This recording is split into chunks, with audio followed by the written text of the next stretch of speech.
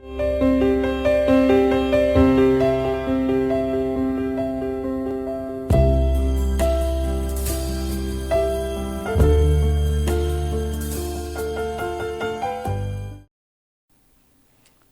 back to the lectures on Engineering Mathematics 1, and this is lecture number 13, and today we will talk about again differentiability of functions of two variables, and basically we will go through the limit test for differentiability, and that is very useful to test differentiability of a function of more than one variable, and then some worked problems will be done in this lecture.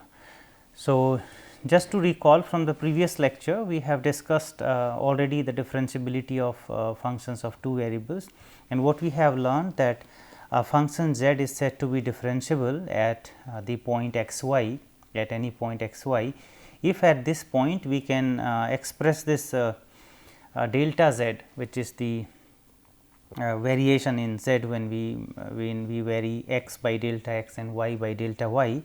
So, if we can express this delta z in terms of delta x and delta y, a times delta x plus b times delta y, that is a linear term, a and b are independent of delta x and delta y, plus this epsilon times delta x plus epsilon 2 times delta y, and here epsilon and epsilon 2 must go to 0 as delta x and delta y go to 0. So, the necessary conditions we have learned that the continuity of f is necessary for differentiability, and also the existence of partial derivatives f x and f y is necessary for the existence of or for the differentiability. And we have also seen the sufficient conditions where we observed that the continuity of one derivative or continuity of both partial derivatives is sufficient for defining differentiability of functions of two variables. So, what we have seen that to prove the differentiability, either we can use this sufficient conditions. So, if we observe that the function is or the partial derivative is continuous, then we can claim that the function is differentiable, or we can test directly this definition. So, we have to express this delta z in terms of this delta and delta y in this form, and then we can claim that the function is differentiable. Today, we will learn another way now, which is equivalent to this expression here, that can be used to prove differentiability easily, and that is a limit test. So, here we will now show that this differentiability is equivalent to saying that this limit here delta rho, which is square root delta x square plus delta y square. If we take this limit here of this expression delta z minus dz over delta rho is equal to 0, then we can prove that the function is differentiable. Or if we have differentiability, it will imply that this limit is 0 and this limit 0 will imply differentiability. So, both are equivalent definition or testing for differentiability. So, we will show that if a function is differentiable, then this limit must be 0. So, if f is differentiable, that means we can express this delta z as a delta x plus b delta y and plus epsilon 1 delta x plus epsilon 2 delta y. And now, this is the dz term which we call differential, and if we take this differential term to the left hand side and divide by this delta rho is given as square root of delta x square plus delta y square. So, if we divide this, then we will get the right hand side as epsilon delta x over delta rho plus epsilon delta y over delta rho term. And now, we will take the limit here as delta x and delta y goes to 0, and observe what is the value right hand side when we take the limit delta x and delta y goes to 0. We already know that this epsilon 1 and epsilon 2, they go to 0 as delta x goes and delta y go to 0, but we have to make sure that this term here sitting with epsilon 1, that is delta x over delta rho and delta y over delta rho, they both are bounded. But this we can easily see, because this delta rho is square root of delta x square plus delta y square. So, this term here, because this is bigger than delta x, here we have delta y square as well and then the square root. So, this term is certainly bigger than this delta x. So, the modulus of this term, so absolute value of this delta x over delta rho is bounded by 1, and similarly the absolute value of this delta y over delta rho is also bounded by 1. And then when we take the limit as delta rho goes to 0, so this side will go to 0 because epsilon 1 will go to 0 and epsilon 2 will go to 0. So, when taking the limit, so we observe because of the boundedness of these two terms, and we know the properties of this epsilon 1 and epsilon 2 that they go to 0, as delta rho goes to 0 means delta x go to 0, delta y go to 0. So, in this case we can prove that this limit is equal to 0 because of the boundedness of these terms there. So, this is this limit which we want to show that if f is differentiable, this must be equal to 0. So, now we will go the other way around, that means if this limit is equal to 0, we will show that the function is differentiable.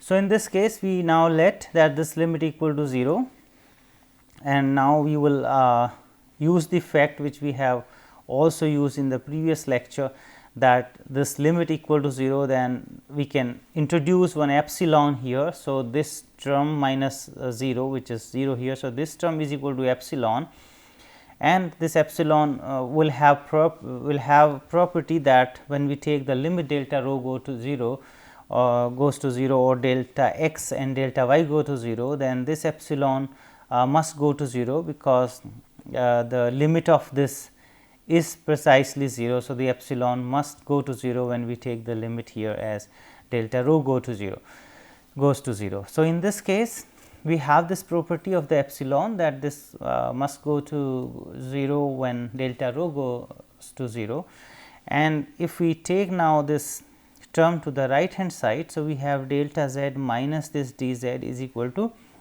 epsilon times this delta rho, which implies, so the epsilon and this delta rho we have substituted square root delta x square plus delta y square. Now, we can divide by the square root delta x square plus delta y square and multiply by the same term to get this following expression here. So, epsilon delta x square plus delta y square divided by this square root here, and now we can break into two parts. So, here the epsilon and 1 delta x divided by this term, and the other delta x here we have written down in the product, plus again the same concept here, this epsilon together with 1 delta y and divided by this term square root delta x square plus delta y square and delta y.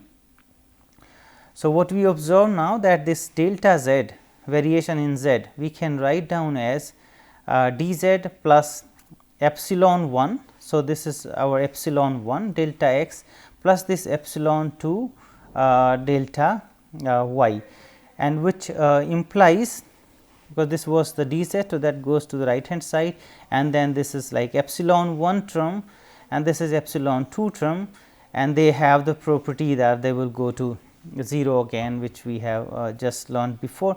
So, this will go to 0, this will also go to 0, and we have written this delta z in terms of this dz plus epsilon delta x plus epsilon delta y, and that is precisely the definition of the differentiability.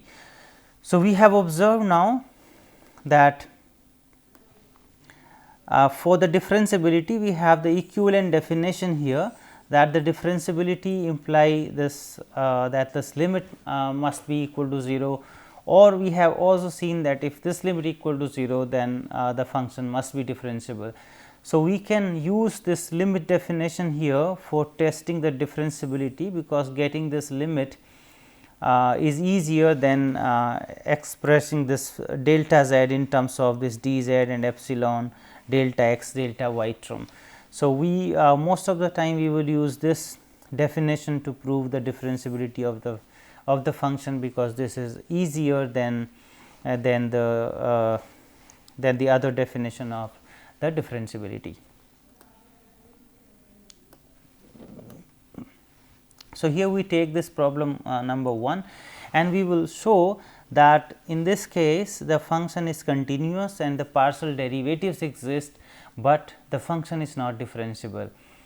And this is because of the reason that the continuity and the partial derivatives, the existence of partial derivatives, these two are necessary conditions for the differentiability. So, we cannot claim based on these two conditions that the function is differentiable. So, this is one example where we will show that this function is continuous and the partial derivatives exist both f x and f y, but the function is not differentiable. So, first the existence of partial derivatives. So, we know the definition of f x at 0 0, and naturally we will show this existence, continuity at 0 0, and also that the function is not differentiable at the origin.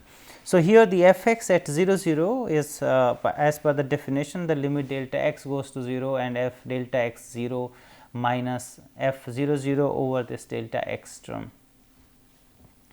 So, this will be 0 because here we can see this product of x y. So, when we have this argument here in f as 0. So, this will make the function 0 and f 0 0 is defined at 0. So, we have this 0 minus 0. So, this is here 0 and this is also 0. So, 0 minus 0 by delta x, and we get this 0. So, similarly, for f y 0 0, we have f 0 delta y minus f 0 0, and again this because of this x argument here it is 0. So, this product will make this again 0 and this is 0. So, 0 minus 0, and we will get again this value as 0. So, we have the existence of the partial derivatives at 0 0, and the value of the partial derivative with respect to x is 0, and also the value of the partial derivative at 0 0 with respect to y is also 0. Now, for the continuity, again it is a simple function we have already tested before. So, we can change this to polar coordinate, that is easier. So, x is equal to r cos theta and y is equal to r sin theta. We can substitute there and take the limit as r goes to 0. So, when we substitute here x is equal to r cos theta, y is equal to r sin theta, and here we will get simply r, the square root of r square, and then 1 r will get cancelled, and we have here r and cos theta sin theta. As r goes to 0, this cos theta sin theta, they are bounded.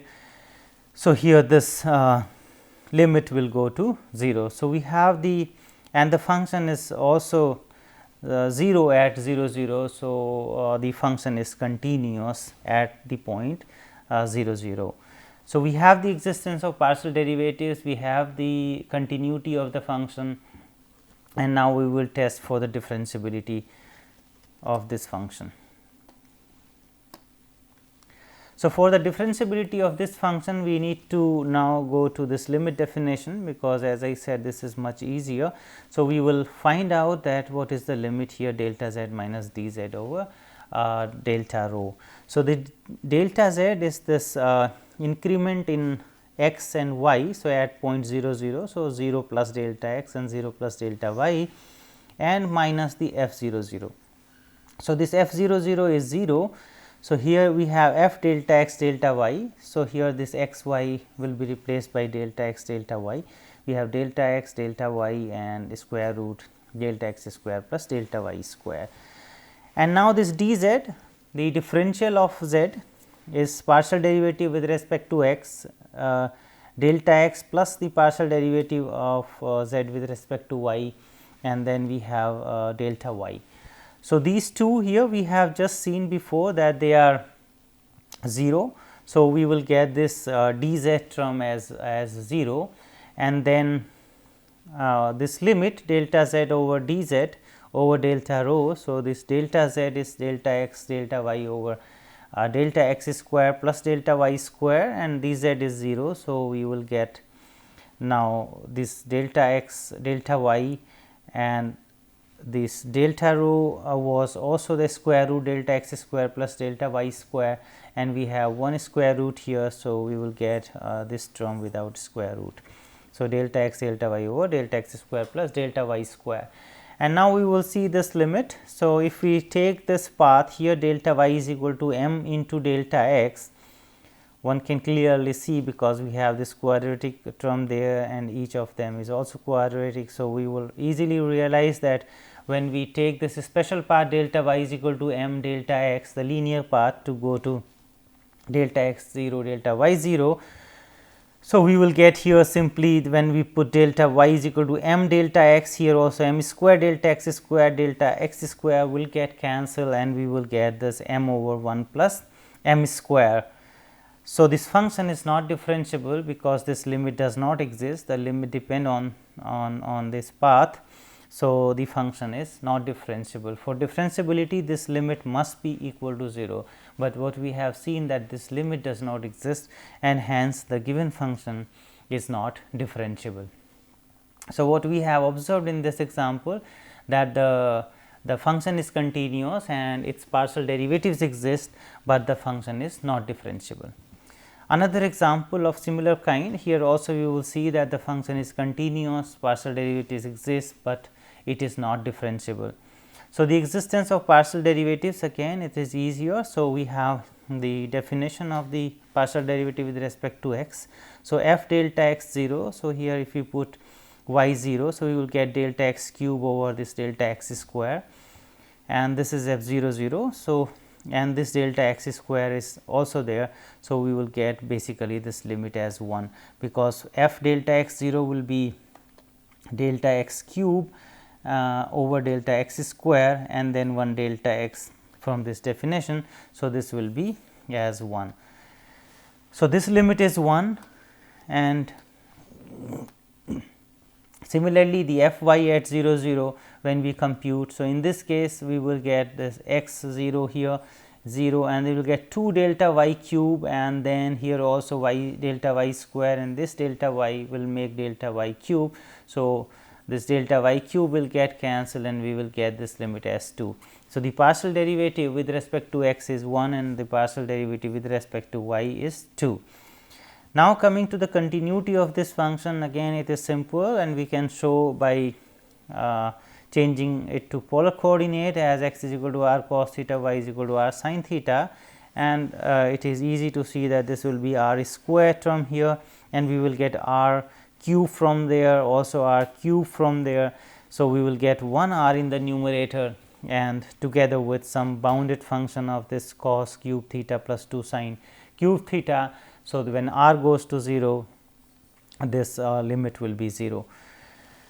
So, we have this limit is equal to 0, the function value is 0. So, hence this function is continuous, the partial derivatives exist and the function is continuous. So, we will now move to show that the function is not differentiable at this point. For that we need to show this limit again, where this delta z is this difference, which is again this is 0 and delta x delta y. So, this x y will be replaced simply by delta x and delta y terms.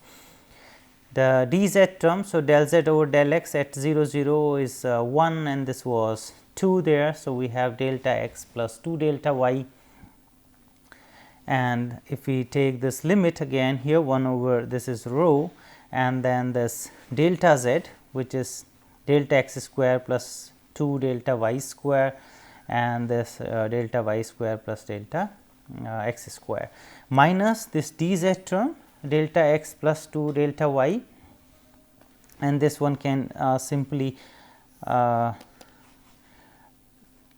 simplify the delta x square delta y square in this denominator. So, we have then delta x square and 2 times the delta y square minus this product, which will give us delta x cube as one term and minus 2 times delta x square and delta y term. Then we will also get this delta y square delta x term and then minus 2 times delta y cube term. So, and this is 2 times delta y cube. So, here also this cube. So, this delta x cube will get cancelled, 2 times delta y cube will get cancelled and we will get only these 2 terms there with this delta y square and x square. So, we get precisely this minus 2 times this delta x square and this delta y there, minus delta x and delta y square, and this delta x square plus delta y square, together with this we will get this power 3 by 2. And now, if we take this path delta y is equal to m delta x. So, again the same situation. So, here we have then delta x cube common, here also we will get delta x cube common, and this delta y square will become m square delta x square. So, this is power 3 by 2. So, here also we can take common delta x cube. So, delta x cube will get cancelled everywhere, and we will get the limit minus this is m square minus here m, and here 1 plus m square 3 by 2. So, this will be the path dependent limit. Depending on m, we have a different number for the limit, and hence this limit does not exist, and again this function is not differentiable. Next problem, here we will show that the function is differentiable, but f x and f y, the partial derivatives are not continuous. Remember that the continuity of partial derivatives is sufficient for differentiability. So, the function may be differentiable, but the f x and f y may not be continuous. If we can prove that f x and f y are continuous, that will simply imply that the function is differentiable, but if we cannot prove the continuity of f x and f y, we cannot conclude anything about the differentiability of f. So, this example precisely shows that the function is differentiable, but f x and f y are not continuous in this case. So, the existence of partial derivative now, because we have to show that the necessary conditions are satisfied for differentiability. If one of the necessary conditions violated, then we can immediately claim that the function is not differentiable. So, here the existence of partial derivatives, again we have the definition f delta x 0 minus f 0 0 over delta x, and in this case we can show that this is 0, because here f delta x. So, this delta y 0, and we have the delta x. So, we will get this delta x square, and then we will get here the cost term with 1 over square root delta x square, and divided by this delta x term here, and this is 0. So, this will get cancelled. So, here something bounded, and then delta x goes to 0. So, this limit will be as 0, and similarly we can show that f y at 0 0 is also 0, because this function is symmetric anyway. So, we will get this again as 0. Now, checking the continuity of the function is again easier, because when x y goes to 0 0, this is something bounded sitting here, and x y goes to 0. So, naturally this f x y will go to 0 as x y goes to 0 0. So, again we can see by changing to the polar coordinate also. So, we have here we can get this like r square there, and then rest everything will be bounded, and as r goes to 0. So, this will be 0, whether showing by changing to polar coordinate or directly here when x y goes to 0. So, this term go to 0, and this is something bounded, something finite here. So, we will get this limit as 0 directly, which is the function value at 0 0 point. So, we have seen that the function is continuous, and now coming to the differentiability so of this function. So, we will take this delta z, direct definition here, I mean for the delta z, the variance in z. So, f 0 plus delta x 0 plus delta y minus f 0 0. So, this will be, because f 0 0 is 0, we have delta x delta y. So, x y will be replaced by delta x delta y term there, and this d z, the partial derivative with respect to x at 0, partial derivative of z with respect to y at 0, and we have seen those values were 0. So, this d z is 0, and now this quotient here, and then we will take the limit. So, the delta z, which is given here delta x square and delta y square cos term and minus this 0. So, and this delta rho is square root delta x square plus delta y square. So, we will see that what is this limit here, and this can get cancelled. So, we will get in the numerator this square root term with this cos 1 over this term, and now this term we can easily see that here the limit as delta x goes to 0, delta y goes to 0, because this term will go to 0 and something bounded is sitting here. So, directly we can show that this value is 0. That means, if this limit is 0, then the function is differentiable. So, in this case we have observed that this function is differentiable. So, what is now to show that we will go to the continuity of the partial derivatives, and we will observe that the partial derivatives are not continuous in this case. To prove the continuity of f x and f y, we need to get the f x and f y at non origin point. So, here it is non equal to 0, and when equal to 0 we have the 0 0, maybe the same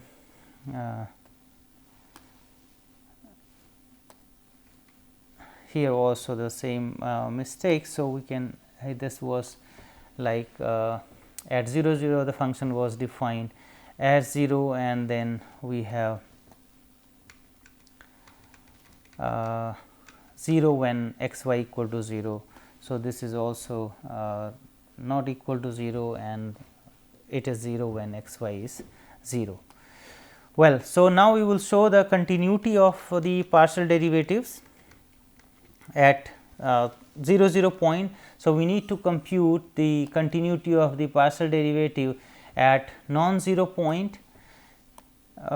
We have to compute the partial derivatives at non-origin here, and then the f x and f y at 0 0, which we have already computed, the value was 0.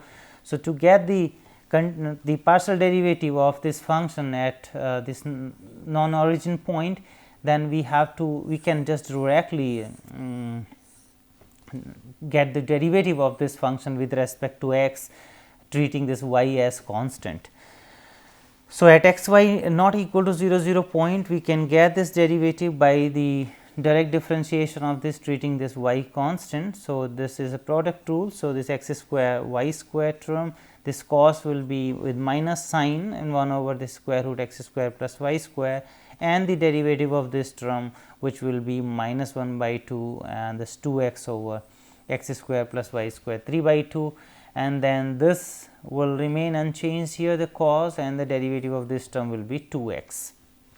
So, this is the partial derivative of the function at with respect to x at the point x y, which is not equal to 0 0. We can simplify a little bit this term here. So, we will get sine of this 1 over square root x square plus y square, and this term will become x over the square root x square plus y square plus this 2 x cos 1 over square root x square plus y square. And now, if we take a path here along the x axis, that means the delta y, this y will be set to 0. So, we are approaching to 0 0, we want to see whether f x as x y goes to 0 is equal to the partial derivative of f at 0 0 point, which was 0 there. So, along x axis, if we move towards the origin, then what will happen? The y is 0 now. So, we have here x and divided by the square root of x square, which is absolute value of x, and then we have this sign here 1 over again absolute value of x plus this 2 x, and the cos again this here 1 over square more absolute value of x. So, this is along x axis, that means the y is 0. So, we have kept here y 0. So, we are taking a particular path along this x axis, and now if we realize here, for example, this one, when we go x to 0 from the right side, this is plus 1, from when x goes to 0 from the negative side, this will become as minus 1, and in any case this is also not definite what will be the value here. Same situation at this point here, anyway this x goes to 0. So, this is something bounded. So, this will vanish, this will go to 0, but at this point here this is like plus 1 and this is undeterminate in that case, and this is can be minus 1 also, and here we do not know what is the value when x goes to 0. So, this limit does not exist, or certainly this is not equal to 0, which we were looking for, that this limit, if this limit is equal to 0, we can claim that the function is, the derivative f x is continuous, because this was the derivative value at 0 point, this was f x at 0 point. So, in any case this is not equal to this one, in fact, the limit does not exist. So, there is no question about the continuity of this partial derivative, hence this f x is not continuous. And similarly, we can show, because this function is just symmetric. So, we can show also that f y is not continuous. So, in this example we have seen that the partial derivatives are not continuous, though the function is differentiable. So, this remark, the above example shows that the continuity of partial derivatives is not a necessary condition for differentiability. A function can be differentiable without having continuous first order partial derivatives. Another example of similar kind, one can show again here that the function is differentiable and f x and f y, they are not continuous. So, this is left to the participants. We are not going to show that this function is differentiable, but f x and f y are not continuous, but the working steps are similar to the earlier problem, and one can easily show that f x and f y are not continuous for this problem as well.